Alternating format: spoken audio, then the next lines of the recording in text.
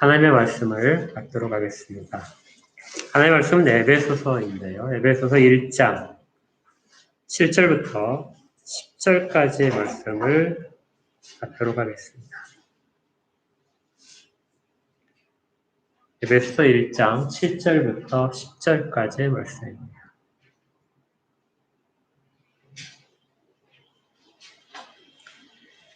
제가 하나님의 말씀을 읽도록 하겠습니다. 하나님의 말씀을 받으십시오.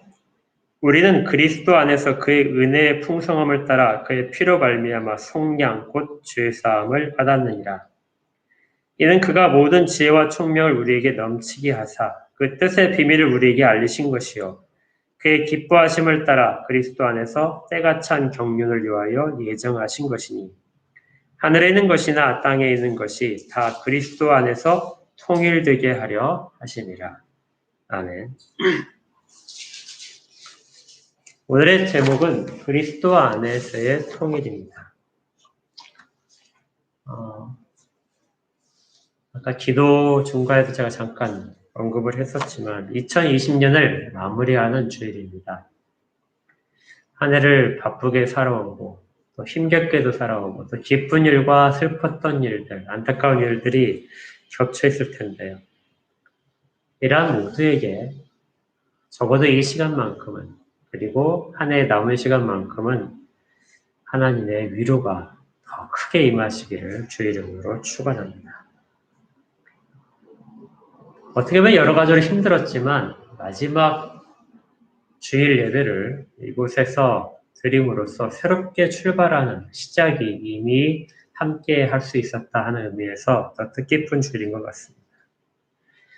어떤 상황이든지 우리를 더 성숙한 신앙을 이끄시는 하나님을 믿으며 의지하며 나가시기를 바랍니다. 우리가 계속해서 에베소서를 살펴보고 있는데요. 에베소서는 하나님에 대한 찬양이 서두에 아주 장황하게 나옵니다.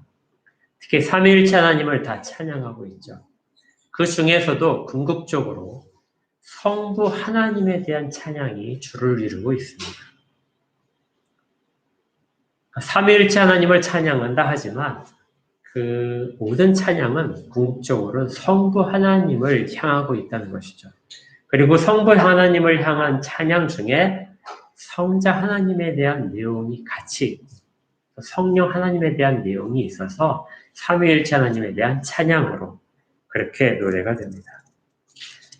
우리가 처음에 성부 하나님에 대한 찬양하는 이유와 그 다음에 그것들이 함축하고 있는 의미들을 살펴봤다면 우리가 지난주에 이제 성자 하나님과 관련된 찬양들을 살펴봤었습니다. 기억이 나실 텐데요. 에베소서에서 가장 특징적인 낱말이 뭐냐면 그리스도 안에라는 단어입니다. 성부 하나님이 하신 일도 그리스도 안에서 다 이루어졌다.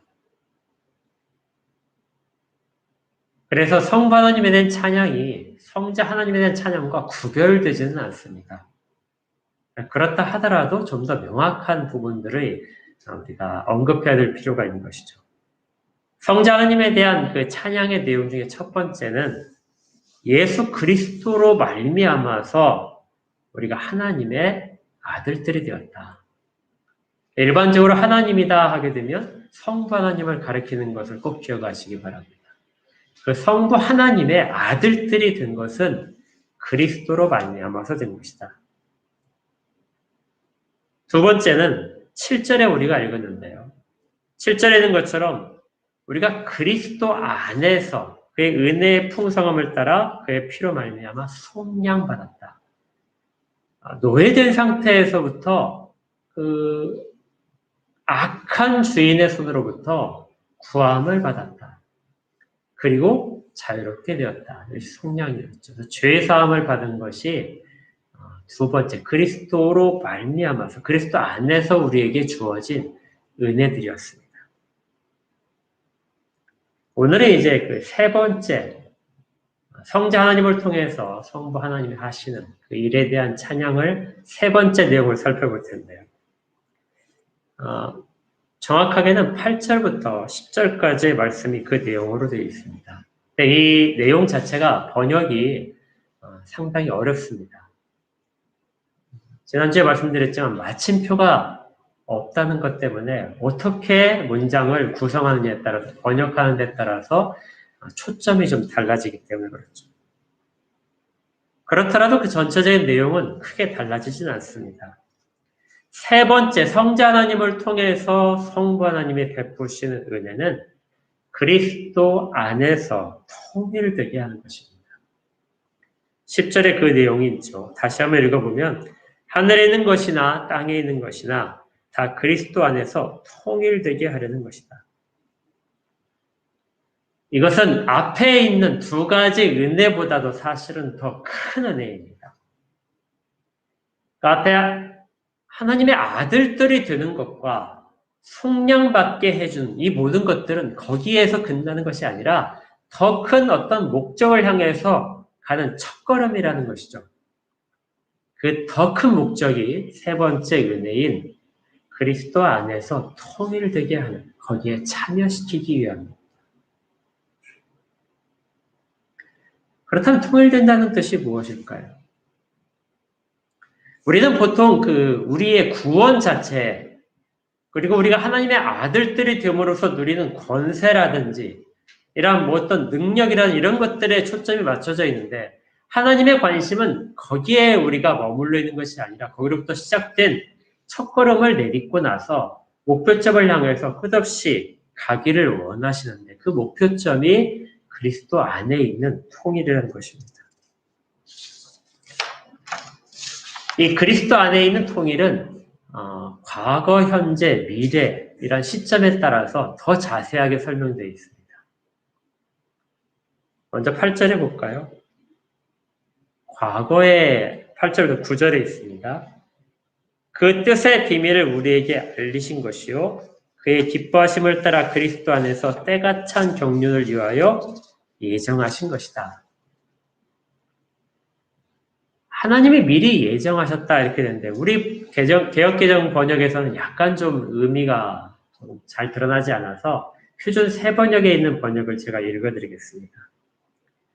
그리스도 안에서 미리 세우신 하나님이 기뻐하시는 뜻을 따라,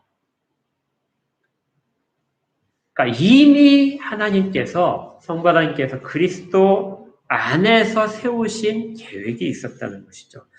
뜻을 정하시고 그 뜻에 따라서 일을 행하실 것을 정하셨는데 그것들이 바로 과거에 이미 이루어졌다는 것입니다. 우리가 하나님을 알기 전에도, 이 땅에 우리의 존재가 드러나기 전에도, 우리가 의식하기 전에, 이 땅에 우리라는 존재를 의식하기도 전에 이미 하나님께서는 그리스도 안에서 미리 예정하셨다. 창세 전에 선택이 이루어진 부분에 대해서 말을 합니다. 그런데 이것들 우리가 알 수가 없죠. 그래서 이러한 일들을 뭐라 하냐면 비밀이라고 말합니다. 9절에 그 뜻의 비밀을, 왜 하나님이 그렇게 하셨는가? 우리가 알지도 못하는데 우리란 존재가 있기도 전에 하나님이 그렇게 하신 일들은 다 비밀에 속한다는 것입니다. 과거에 우리와 관계없을 때 그때 이미 하신 내용이죠. 그리고 이 일들은 현재로 나타나게 됐습니다. 과거에 우리와 아무 관계가 없던 일들이 현재 우리와 관계를 맺은 사건이 되는데요. 그것이 뭐냐면 8절에 있습니다. 이는 그가 모든 지혜와 총명을 우리에게 넘치게 하셨다. 하나님은 우리에게 모든 지혜와 총명을 넘치도록 부어주셨습니다. 이것이 우리에게 현재입니다. 한 번에 끝나는 것이 아니라 우리한테 계속해서 공급되고 있는 내용. 그걸 통해서 그 뜻의 비밀을 알 수 있도록 그렇게 하나님이 이끌어 가시는 것이죠. 기독교에 관련된 일들은 사실은 다 역사적인 사실입니다. 천지창조도 그렇고요. 구약의 이스라엘 백성이 애굽으로부터 구원받은 것도 그렇고, 또 얼마 전 성탄절이었지만 동정녀로부터 예수님께서 탄생하신 것도 또 십자가를 죽으신 것, 부활하신 것도 역사적인 사실로 있는 것들입니다. 그런데 그 사실에 대해서 사람들의 반응이 다르죠. 어떤 사람들은 전혀 믿을 수 없는 신화와 같은 일들이다. 다 지어낸 이야기다 하고 그렇게 취급을 합니다. 어떤 사람들은 그럴 수 있다. 역사적인 사실일 수 있는데 그것이 나와 무슨 관계냐 해서 자기와의 관련성을 부정하는 사람도 있습니다. 그런데 우리에게는 그 일들이 사실일 뿐만이 아니라 우리와 관련된 사건인 걸 믿고 있습니다. 인정하고 있죠. 왜 이런 차이가 발생할까요? 왜 같은 역사적인 사실인데 같은 사실에 대해서 사람들의 받아들인 이해 정도는 모두 다 틀릴까요? 그것이 8절의 답이 있습니다.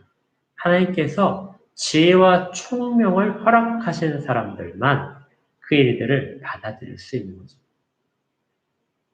그래서 우리가 그 사실들을 인정하고 있다면, 그리고 내가 그 가운데 구원받은 자라는 것을 확신하고 있다면 우리에게는 다른 사람들이 가지지 못한 지혜와 총명이 이미 주어져 있는 것입니다.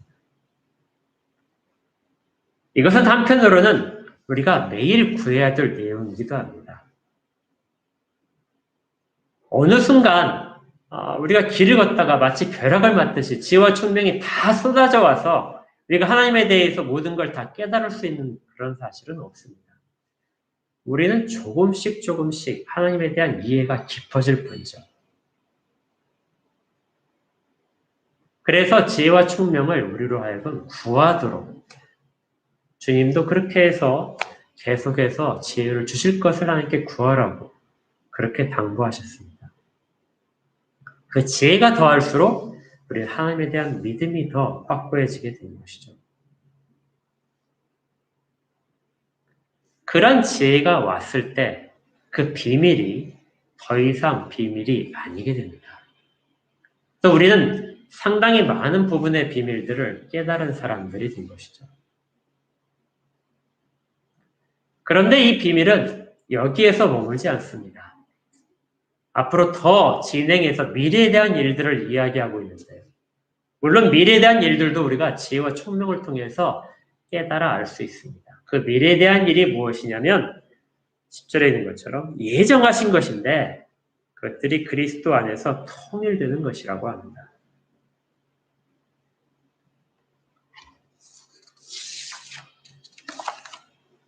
그 통일된 순간이 언제냐면 때가 차면 이렇게 돼 있죠. 9절 말씀 끝에 때가 찬 경륜이다. 이 때가 찼다는 말이 성경에서 상당히 수거적인 표현입니다.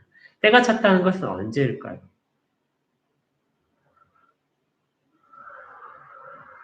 때가 차면 이 일들이 이루어질 것이다. 구약에서도 이 때가 찬다는 말이 상당히 많이 사용되는데 때가 찬다는 말은 종말의 순간이라는 그런 뜻을 가졌었습니다. 그런데 우리가 알듯이 신약이 되면서 종말의 순간은 더 이상 먼 미래가 아니라 지금 현재 임한 종말이라고 우리가 귀가 아프도록 들으셨을 겁니다. 현재 임한 종말.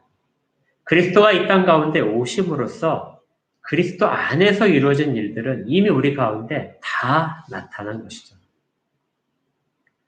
그래서 미래지만 현재 일어난 사건과 그 현재 일어난 사건들이 계속해서 진행될 미래로서 의미가 있게 됩니다.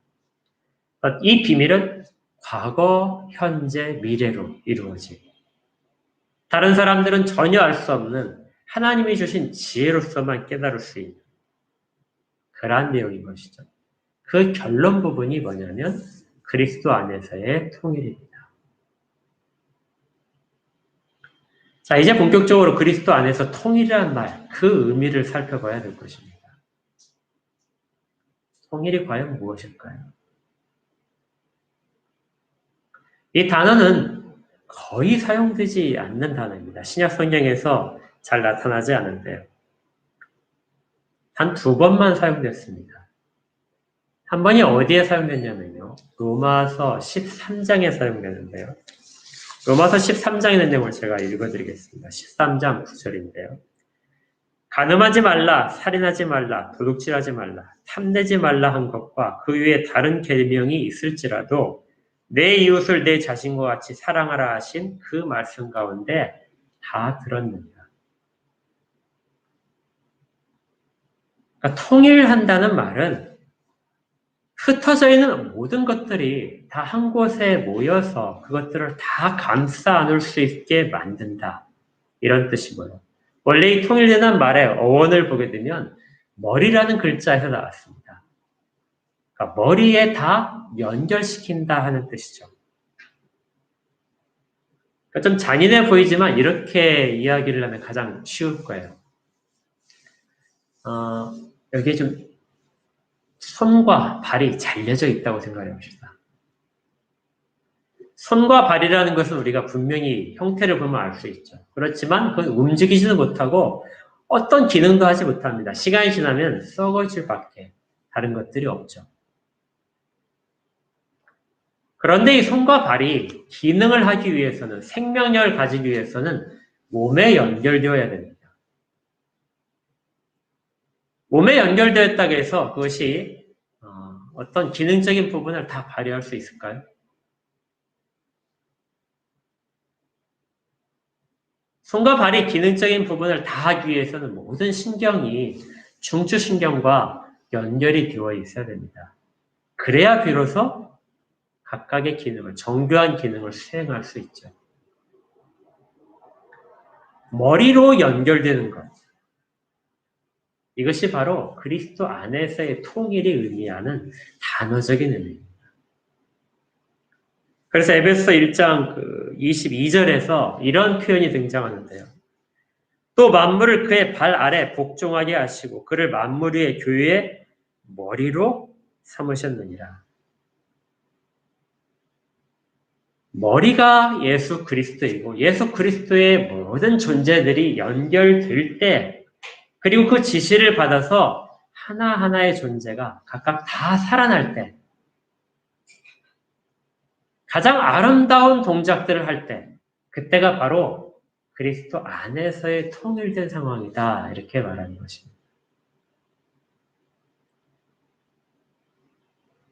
그렇다면 이 통일된다 하는 그 예정된 부분들은 우선적으로 과거에는 통일되지 못하고 나눠져 있었다 하는 부분을 전제라고 있겠죠. 그래서 성경에서 우리가 발견할 수 있는 진리 중에 하나가 우리 모든 인간들, 세상의 모든 존재들은 다 통일되지 못하고 나누어져 있었던 존재들이다. 여러분들이 봤을 때 가장 비극적인 나눔이 어디에서 시작됐죠? 모든 나누어진 가운데 최초의 나누어진 가장 비극적인 것. 아담과 하와의 범죄함이죠. 그런 아담과 하와가 범죄하기 전에 있던 모습을 살펴보게 되면 그 상황이 얼마나 통일된 상황 속에 있었는지를 우리가 짐작할 수 있습니다. 성경 한번 잠깐 찾아볼까요? 창세기 2장 보겠습니다.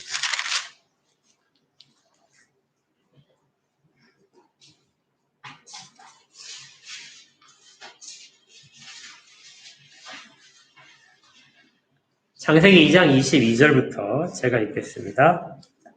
여호와 하나님이 아담에게서 취하신 그 갈빗대로 여자를 만드시고 그를 아담에게로 이끌어 오시니 아담이 이르되 이는 내 뼈 중에 뼈요 살 중에 살이라 이것을 남자에게서 취하였은즉 여자라 부르리라 하니라. 이러므로 남자가 부모를 떠나 그의 아내와 합하여 둘이 한 몸을 이룰지니라. 왜 하나님은 흙으로 여자를 만들지 않으시고 갈빗뼈로 만드셨을까요?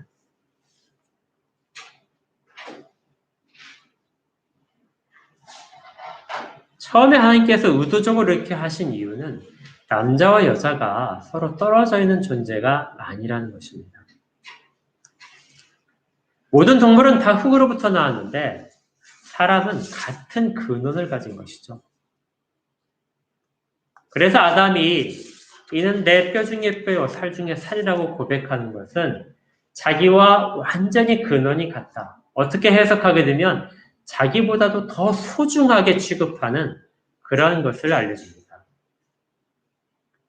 나와 나눌 수 없는. 우리가 남편이라고 할 때 남의 편이라고 하는 우리의 그 우스갯소리에 있는 것처럼 그것이 아니고 남편과 아내는 서로가 떨어져 있지 않는 그런 존재라는 것이 성경의 처음 출발점이었던 것이죠. 구별된 존재이지만 전혀 다르지 않은 존재, 연합되어 있는 존재, 언제나 서로 하나라는 생각을 해야 되는 존재. 이것이 사람을 처음 지으실 때 하나님께서 의도하신 목적입니다. 그런데 이러한 일들은 곧 깨진 것이죠. 창세기 3장 7절에 사람들이 범죄한 결과가 나오게 됩니다. 어떤 일이 벌어졌죠? 선을 알게 한 나무의 열매를 따먹자 그들은 눈이 밝아져서 자기들이 벗은 줄 알고 무화과나무 잎을 엮어 치마로 삼았다. 그때 같이 있던 사람은 아담과 하와뿐이었습니다. 그런데 아담과 하와 사이에서 이전까지는 벗었지만 벗은 것이 아무런 부끄러움의 근원이 될 이유가 될 수 없었던 상황에서 그들은 서로가 서로에게 부끄러움을 느끼기 시작한 것이죠. 서로가 서로에게 감춰야 될 부분과 서로가 서로와 다르다는 것을 그들은 비로소 알게 되는 것입니다.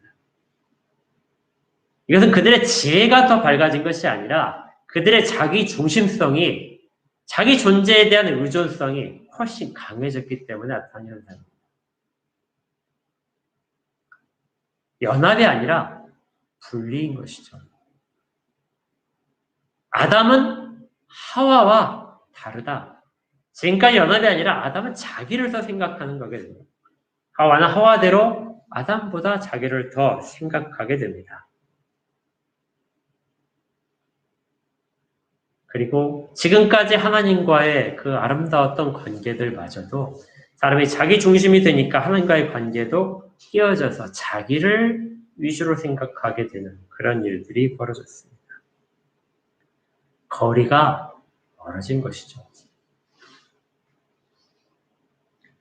하나님이 사람을 피하신 것이 아니라 사람이 죄를 짓자 사람이 하나님을 피해간 것입니다.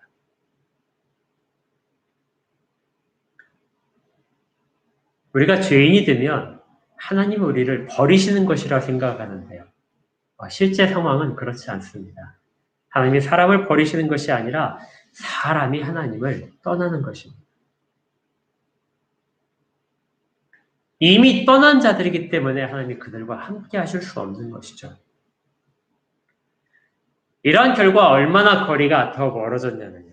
계속해서 9절을 보시면 이렇게 되어 있습니다. 여호와 하나님이 아담을 부르시며 그에게 이르시되 네가 어디 있느냐? 이르되 내가 동산에서 하나님의 소리를 듣고 내가 버섯성으로 두려워하여 숨었나이다. 하나님 앞에 숨길 것이 무엇이 있습니까?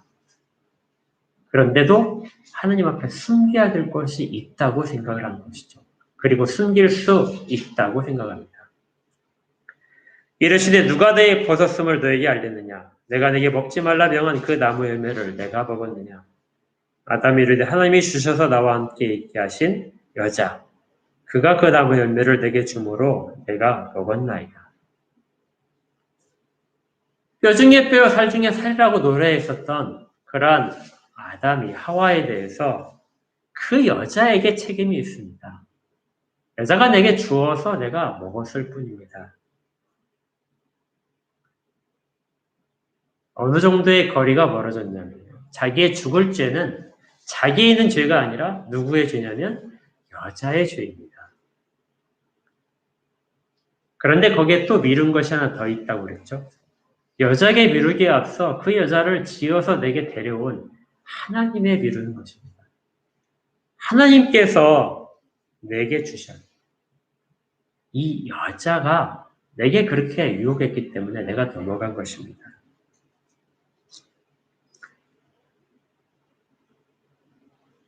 이처럼 가장 아름다웠던 연합의 관계가 죄로 인하여 깨어져서 서로의 거리가 생기고 구별이 생기고 그리고 서로에게 책임을 전가시키는 그러한 일들이 발생하고 이것이 계속해서 악화된 상황이 현재의 우리의 세상인 것이죠.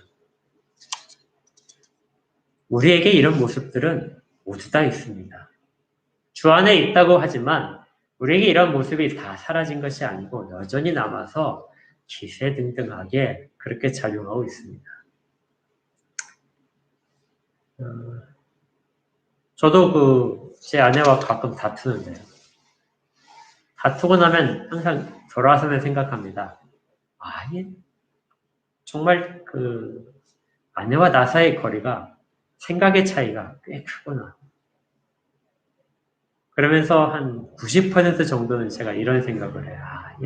나의 죄된 부분이 여전히 살아있어서 이렇게 서로 연합하기가 어렵구나. 10%는 아닙니다. 10% 끝까지 버티는데 90% 정도는 회개를 많이 해요. 우리가 우리 자기중심적이 될 때마다 다른 사람보다 나의 모든 것들이 더 우선하고 더 중요하게 판단될 때마다 그때 우리에게 들어야 되는 생각은 아직도 우리가 죄악의 본성 가운데 여전히 사로잡혀 있구나. 아담이 하와를 이야기하면서 했던 것처럼 그렇게 하나님을 원망하고 하와를 원망하나 나를 정당화시키려고 하는 것이 아닌가. 이런 부분들을 우리가 꼭 반성을 해봐야 됩니다. 아담과 하와로부터 이렇게 시작된 것들은 형제 사이에 반목이 되면서 형제가 형제를 죽이는 일이 발생했죠. 자기중심성. 왜 나는, 왜 내게 있는 것이 더 소중한데 왜 저것이 더 인정받는가? 그러한 다툼과 시기심과 이러한 것들이 세상을 이렇게 만들어 왔습니다. 세상만 그런가요? 모든 자연세계가 다 그렇습니다. 짐승들이 서로 반목을 해서 짐승들이 서로 두려워하고 하는 것이죠.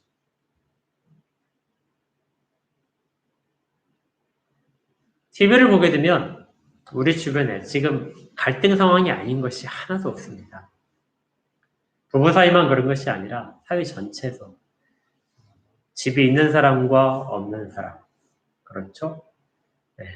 또 어느 지역에 사는 사람과 그렇지 않은 사람, 또 거리두기 자체, 지금 코로나19로 해서 거리두기가 시행되고 있는데 한편으로 생각해보면 이 거리두기 자체가 정말 분리되는 모습을 더 심각하게 만들어내고 있다 생각이 듭니다. 더 잘 모이지 못하고 서로 교류하지 못하고 그러면서 그것이 정당화되는 그러한 것이 코로나가 가져다준 세상의 변화죠.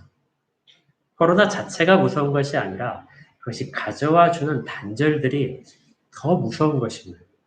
우리가 기억해야 될 것입니다. 물론 어떤 사람들은 이럴 때 더 뭉치기도 합니다. 그렇죠? 어떤 사람들끼리는 더 결속이 더 강해지기도 하는데 그런 결속이 강해진 이유가 자기를 위해서 강해지는 것은 아닌가요? 그런데 때가 차면 이러한 모든 단절되고 거리에 있던 부분들, 서로 자기중심적이었던 부분들이 사라지게 된다는 것입니다. 그것이 바로 통일이네요. 마치 동영상을 거꾸로 돌리듯이 지금 모든 갈라졌던 부분들이 다 다시 모이는 것이죠. 다시 모이고 서로 미워하면서 죽였던 것이 다시 살아나고 깨어졌던 관계가 회복되고 그리고 원초적으로 아담과 하와의 범죄함으로 시작됐던 그 모든 일들이 다시 돌이켜서 서로 정말 내 뼈 중에 뼈요 살 중에 살이다 하고 노래 부를 수 있는 그런 상황이 되는 것이 바로 이 통일입니다. 그런데 이 통일은 어디에서만 이루어지냐면요. 그리스도 안에서만 이루어집니다. 그리스도를 떠나서 다른 사람과 통일할 수 있다. 이런 것들은 자기 욕심에 대한 가면을 쓴 조치에 지나지 않습니다. 아담의 범죄함을 상쇄시킬 수 있고 그것들을 모두 다 무력화시키고 무효화시킬 수 있는 그러한 일은 그리스도의 대속밖에 없기 때문에 그렇죠. 그래서 그리스도 안에서 이 모든 일들은 회복되게 되고 그것이 바로 통일되는 단어로 나오게 됩니다. 그래서 그 때가 찼다는 말은 한편으로 보게 되면 그리스도가 이 땅 가운데 오심으로써 시작된 것들이죠. 우리가 지난주에 성탄 예배 때 제가 언급했던 거지만 지극히 높은 곳에서는 하나님께 영광이요 땅에서는 기뻐하심을 입은 사람들 가운데 평화로다. 하늘에서는 그렇게 선포하고 있는데 땅에서는 여전히 사람들은 서로 미워하고 죽이려고 계획하고 있는 상황이었습니다. 그때 미리 선포되는 것이죠. 그리스도께서 이 땅 가운데 태어나심으로써 이 모든 그리스도 안에서의 통일은 이미 시작됐던 것입니다. 그것이 점차적으로 퍼져나가는 일들을 목격하게 되는 것이고요. 그럼 이런 통일성을 갖기 위해서 가장 성경에서 중요하게 말하는 개념이 있습니다. 그리스도 안에서의 통일이란 말은 모두가 다 그리스도의 법도에 따라서 복종하는 것이고 그의 뜻에 따라서만 움직이는 것이 통일성을 가져오는 것입니다. 하나도 이것을 벗어날 수 없죠. 하늘에 있는 것이나 땅에 있는 것들이나 모두가 다 그리스도 안에서 그리스도의 법도 안에만 순종하며 그걸 지키며 살아가는 그러한 때가 온다는 것이고 그래서 이런 개념을 가진 것이 가장 중요한 것이 왕입니다. 왜 성경에서 왕이라는 단어들이 그렇게 자주 등장한가? 이 왕이 최고의 절대 권력을 가지고 그의 입에서 나오는 모든 말이 법도가 되어서 다른 사람이 다 그 말에 복종을 해야 되기 때문에 그러한 왕으로서 왕의 권한을 이야기해야 그리스도의 안에서 있는 통일을 이해할 수 있기 때문에 그렇죠. 왕이란 단어가 성경에서 신약 성경에서 어디에서 제일 많이 나오는지 혹시 아십니까? 왕이란 단어가 제일 많이 나오는 성경책 신약에서 마태복음입니다. 신약에서 있는 것 중에 한 4분의 1 정도가 마태복음에 그 왕이란 단어가 집중되어 있어요. 한번 마태복음 찾아보실까요? 마태복음 1장 한번 보십시오. 마태복음 2장부터 이제 왕이란 단어가 나오는데요.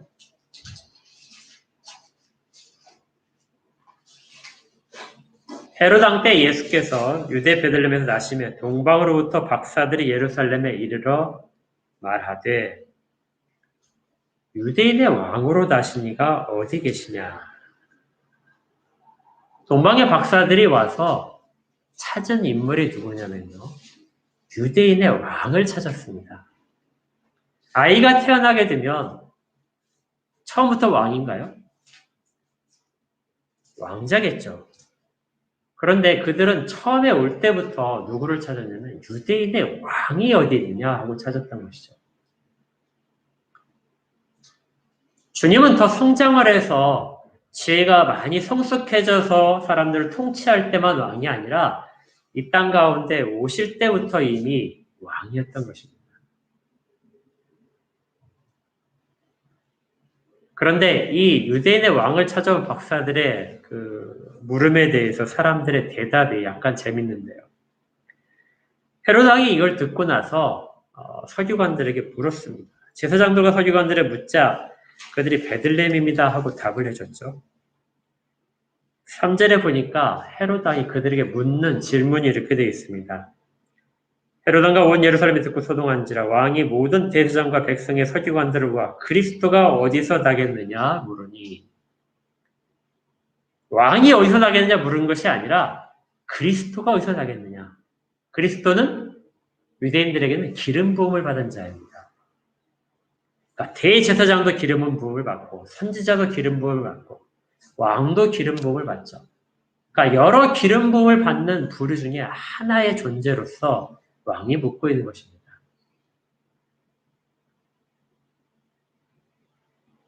그 다음에 또 그들의 답변을 한번 볼까요? 5절에 보니까 성경 말씀을 인용을 하는데 선지자들이 이렇게 말했습니다 하고 인용합니다. 거기 뭐라고 되어 있어요? 마지막 부분에 한 다스리는 자가 나와서 내 백성 이스라엘의 목자가 될 것이다. 유대인의 왕과 다윗의 자손 그리고 그리스도 이스라엘의 목자 이러한 모든 단어들은 사실은 같은 의미이지만 뉘앙스가 조금씩 다릅니다. 이 중에 가장 강력한 표현이 왕이라는 표현이죠. 유대인의 왕.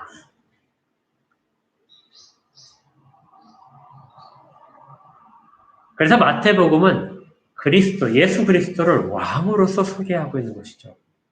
처음에 시작부터 왕을 찾아온 사람들. 그리고 그 왕이 오셔서 이루어진 하나님 나라에 대한 내용이 마태복음의 가장 최우선에 등장을 하고 있는 것입니다. 그리고 이것이 마태복음을 끝까지 가게 되고 모든 권세가 주어진다는 표현으로 종결이 되는 이유이기도 합니다. 우리는 그 예수 그리스도께서 갖고 계신 모든 권세가 우리가 행할 수 있는 권세라고만 생각하고 있는데요. 그런데 반면에 우리가 행할 수 있는 하나님의 아들로서 그다음에 주님의 제자로서 행할 수 있는 권세이기도 하지만 더 근본적으로는 그의 법에 복종하도록 만드는 권세인 것이죠.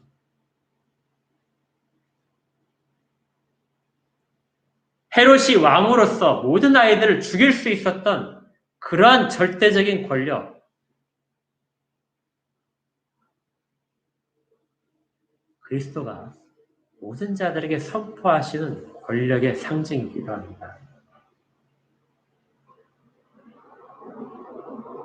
그렇게 그 법에 복종할 때 그 그리스도 안에 있는 자가 되는 것이죠. 다른 방법이 전혀 없이 그리스도 안에서만 있다는 그런 내용인 것입니다. 마태복음은 그러한 진정한 왕에 대한 이야기입니다. 모두가 다 순종해야 될 그 왕이 악한 부분이 전혀 없이 모두 순종을 하더라도 악한 길로 전혀 가지 않는 그렇게 믿고 갈 수 있는 그 왕에 대한 모습이 등장하고 있는 것입니다. 그리스도에 대한 찬양, 성자 하나님의 찬양은 이렇게 세 부분이 연결되어서 나타나고 있습니다. 그리스도로 인하여, 그리스도로 말미암아서 우리가 하나님의 자녀들이 되고 또 죄사함을 다 받고 그걸로부터 시작된 모든 일들은 그리스도께 복종하도록 우리만이 아니라 우리 주변에는 다른 자들도 그리스도 안에 복종되도록 이끌어지도록 그래서 모두가 다 통일이 되도록 눈앞에 확실하게 보이지 않더라도 이 일들이 지금 이루어지고 있다는 것을 우리가 알고 있다면 이것은 더 이상 비밀이 아니라 모든 지혜와 총명이 우리에게 다 부어져 있는 결과입니다. 그리고 그것이 이루어질 때, 최종적으로 성취될 때를 바라보게 만드는 것이죠. 갈등도 많고 거리두기도 많았던 한 해였습니다. 그만큼 힘들고 또 다른 사람의 모습이 마음에 들지 않았던 그런 한 해이기도 합니다. 유난히 더 심했을 것입니다. 그런데 이러한 감정들이 우리에게 있을 때 우리는 여전히 통일된 상태에 들어오지 못하고 있음을 깨달아야 됩니다. 과연 나는 그리스도의 법도 안에 복종하고 있는가? 그 법도 아래 순종하면 나의 안전이 보장되고 있는가? 거기에 대한 믿음이 부족하니까 그 법도 아래 순종하지 못하는 거 아닙니까?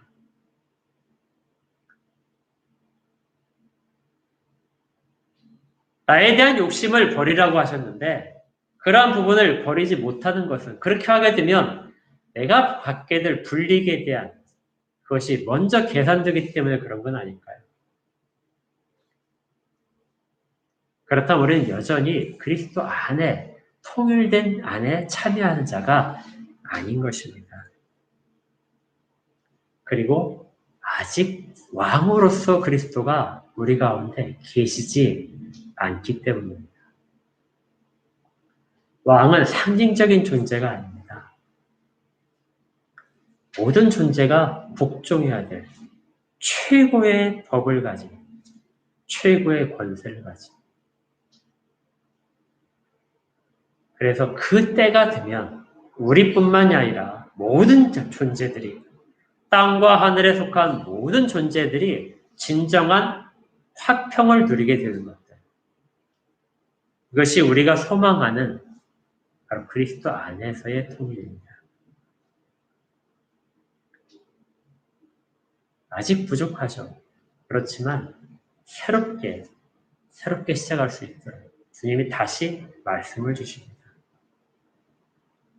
말씀이 과거형이 아니라 현재형으로 우리에게 주어진다는 것을 받고 그대로 그 말씀에 의지해서 한다면, 그리고 만약에 지탱할 힘이 부족하다, 지혜가 부족할 때 후히 주시고 꾸짖지 하셔 하나님께 구해서 그 일들을 찾아갈 때 우리는 비로소 모든 지혜와 총명을 부족함 없이 받고 이 일에 정말 기쁨으로 참여할 수 있을 것입니다. 새로운 한 해를 맞이하면서, 그리고 한 해를 마무리하면서 그 갈림길에선 우리에게 역시 마찬가지로 갈라진 상황이 아니라 통일된 상황을 사모하는 그런 마음이 모두에게 충만하기를 바랍니다. 우리가 바라볼 곳은 명백하게 앞에 드러나 있습니다. 그 길을 따라가라는 명령도 주어집니다. 그것이 왕의 명령이라면, 절대 권력을 가진 왕의 명령이라면 순종해서 같이 갈 수 있기를 주의 이름으로 축복합니다. 기도하겠습니다. 하나님, 감사합니다. 우리 모두가 다 자기 주장만 하는 그런 세상 속에서 모두를 복종시키시는 한 법이 주어져 있음을 이 시간에 다시 바라봅니다. 하나님의 말씀 가운데 모든 욕심을 내려놓고 순종하도록 인도하여 주시옵소서. 오직 그리스도 안에서만 이러한 일들이 가능함을 깨달아 알게 하시고 지혜와 총명을 더하셔서 그 일이 저희들에게 가장 소중하고 가장 안전한 길임을 발견하도록 인도하여 주시옵소서. 저희 모두가 다 하나님의 법도 아래 순종함으로 말미암아 진정한 평화와 또 질투와 갈라짐이 없는 통일된 세상 가운데 참여하도록 이끄실 것을 바랍니다. 그 가운데 하나님께서 도와주셔서 모두 참여하는 저희가 될 수 있도록 인도하여 주시옵소서. 예수 그리스도 이름으로 축복하며 기도합니다. 아멘.